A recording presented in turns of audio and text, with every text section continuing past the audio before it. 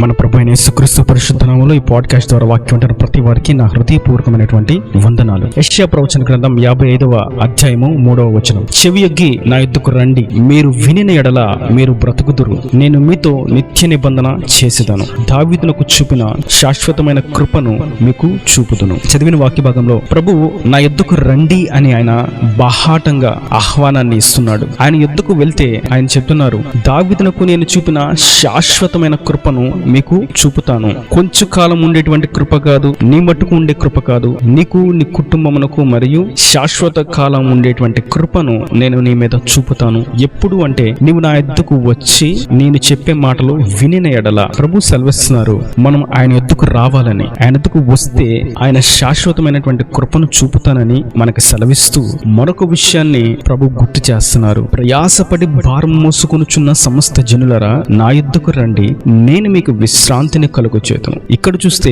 ఆయన యొద్దకు వస్తే మనకు విశ్రాంతి కలుగుతుంది. ఆయన యొద్దకు రావడం ఎంతో ప్రాముఖ్యమైనటువంటి విషయం. మరియు ఇంకో విషయాన్ని మనం చూసినట్టయితే యోహాను సువార్త 6వ అధ్యాయము 35వ వచనం. అందుకు యేసు వారితో ఇట్లనెను, జీవాహారము నేనే, నా యొద్దకు వచ్చువాడు ఏమాత్రమును ఆకలి కొనడు, నా యందు విశ్వాసం ఉంచువాడు ఎప్పుడును దప్పికొనడు. ఇక్కడ మనం చూసినట్లయితే ఆయన యొద్దకు వస్తే ఆయన జీవాహారాన్ని ఇస్తాడు, దప్పికను తీరుస్తాడు. ఇది శరీర సంబంధముగాను ఆత్మ సంబంధంగాను ఆయన సమృద్ధిని ఇస్తాడు అనేటువంటి లేఖన భావం. మరియు ఇదే 6వ అధ్యాయము 38వ వచనంలో మనం చూస్తే నా యొద్దకు వచ్చు వానిని నేనెంత మాత్రమును బయటకు త్రోసివేయను. ఆయన నా యొద్దకు రండి, నా యొద్దకు రండి అని పిలవడంలో ఉన్నటువంటి ప్రేమ ఎటువంటిదంటే ఎవరిని కూడా ఎంత మాత్రమును త్రోసివేయడు. ఆయన తన యొద్దకు చేర్చుకొని ఏం చేస్తాడు అంటే మొదటగా మనం చూసాం దావీదుకు చూపిన శాశ్వతమైనటువంటి కృపను ఆయన చూపిస్తాడు, మరియు విశ్రాంతిని ఇస్తాడు, మరియు ఆకలిని దప్పికను తీరుస్తాడు. మరియు దప్పికను తీర్చడంలో మరొక విషయాన్ని మనం చూసినట్టయితే యోహాను సువార్త 7వ అధ్యాయము 37వ వచనం. ఆ పండుగలో మహాదినమైన అంత్యదినమున యేసు నిలిచి ఎవడైనను దప్పికొనిన ఎడల నా యొద్దకు వచ్చి దప్పి తీర్చుకొనవలెను. ఆయన దప్పిక తీర్చువాడు. ఆత్మ సంబంధమైన మరియు భౌతిక పరమైనటువంటి దప్పికను తీర్చువాడుగా ఆయన ఉన్నాడు. ఆయన యొద్దకు వస్తే. మరియు చివరిగా మరొక విషయాన్ని మనం చూసినట్టయితే యోహాను సువార్త 6వ అధ్యాయము 45వ వచనం. అతి శ్రేష్టమైనటువంటి విషయాన్ని మనం చూస్తాం. నన్ను పంపిన తండ్రి వానిని ఆకర్షించితేనే గాని ఎవడునూ నా యొద్దకు రాలేడు, అంత్యదినమున నేను వానిని లేపుదును. అతి శ్రేష్టమైనటువంటి వాక్య భాగం. అంత్యదినమున ఆయన వానిని లేపును.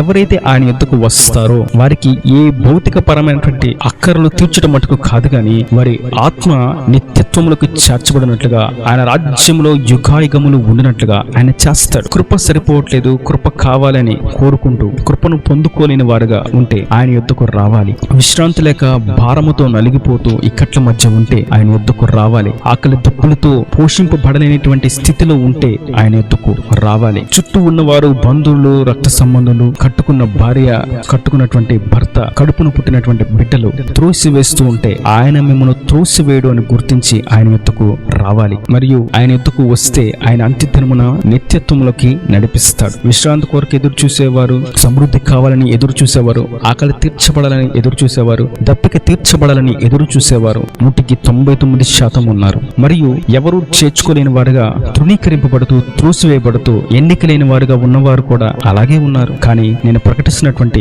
నా ప్రభు మిమ్మల్ని త్రోసివేసేవాడు కాదు. మీరు ప్రార్థన చేస్తుంటే మీ ప్రార్థన నేను వినను అని ప్రక్కకు వెళ్ళిపోయేవాడు కాదు. లేదంటే మీరు అడుగుతుంటే, విన్నవిస్తుంటే, విజ్ఞాపన చేస్తుంటే నేను బిజీగా ఉన్నాను, వేరే పనులు నిమగ్నమైపోయి ఉన్నాను, మీ ప్రార్థన విని మీకు సహాయం చేయడానికి నేను ఇప్పుడు రాలేను అని త్రోసివేసేవాడు కాదు. పరిస్థితులు అన్ని ఒత్తిడికి లోను చేస్తూ, బలహీనతకు గురి చేస్తూ, అనారోగ్యానికి చేరువ చేస్తూ, పాతాళానికి త్రోసివేస్తూ ఉండేటువంటి స్థితిగతుల్లో ఆయన ఎందుకు వస్తే ఆయన అంటున్నారు, నేను మిమ్మల్ని త్రోసివేసేవాడిని కాదు. అవి ఒకవేళ మిమ్మల్ని మీరు ఆశ్రయించిన వారు, మీరు వెళ్ళిన వారు మిమ్మల్ని త్రోసివేయచ్చు, కానీ నేను మిమ్మల్ని త్రోసివేయను. నా యొద్ద విశ్రాంతి ఉంది, నా యొద్ద సకల సమృద్ధి ఉంది, నా యొద్ద శాశ్వతమైన కృప ఉంది, నా యొద్ద నిత్య జీవం ఉంది.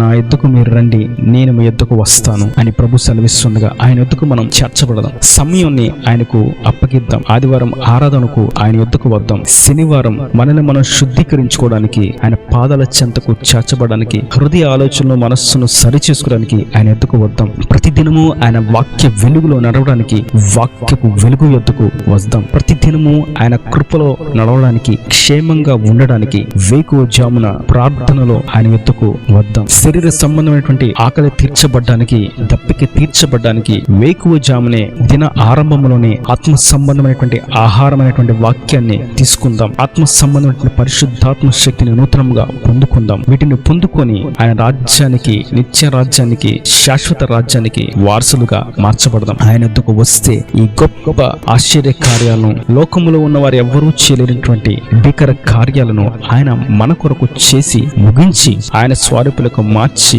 పరలోకానికి చేరుస్తాడు. కనుక ఆయన ఎద్దుకు రావడం ఎంతో ప్రాముఖ్యం. లోకములో ఉన్నవారు నా ఎద్దుకు రండి అని ఎవరు చెప్పలేరు. ధనవంతులు నా ఎద్దుకు రండి అని ఎవరు చెప్పలేరు. దేశంలో మంచి పేరు కలిగిన వారు నా ఎద్దుకు రండి అని ఎవరు చెప్పలేరు. దేశంలో గొప్పవారు, ప్రపంచం అంతా ఆధిపత్యాన్ని చేస్తున్నవారు, మంచి అధికారంలో ఉన్నవారు, గొప్పవారు, సిరి సంపదలు, ధనభోగాలు, సంపద, విద్యత్తైన వాళ్ళు ఎవరు కూడా ఈ మాటను చెప్పలేరు, నా ఎద్దుకు రండి అని. ఒకవేళ నా ఎద్దుకు రండి అని చెప్పిన వారు వారి స్వార్థం కొరకు, స్వలాభం కొరకు రండి అంటారు. కానీ నా ప్రభు మీరు రండి అని ఆయన ఉచితంగా జీవజలములను, ఉచితంగా జీవాహారమును, ఉచితంగా విశ్రాంతిని, ఉచితంగా శాశ్వతమైన కృపను, ఉచితంగా నిత్య జీవమును ఇస్తాడు. ఇవి ప్రపంచంలో ఏ మూల గాని, అంతరిక్షంలో గాని, భూగర్భంలో గాని ఎక్కడా దొరకనటువంటి సౌభాగ్యము ఆయన యుద్ధ మాత్రమే దొరుకుతుంది. కనుక ఆయన యుద్ధకు చేర్చబడదాము, ఆశీర్వాదంలో పొందుకుందాం. దేవుని స్వరూపంలో ఈ లోకంలో గొప్ప వెలుగుగా, జ్యోతులుగా మార్చబడి ప్రకాశింప చేయబడదాం. ఈ నా దేవుని మాటలు ప్రతి వాని హృదయంలో మీరు కట్టి ఫలింప చేయను గాక.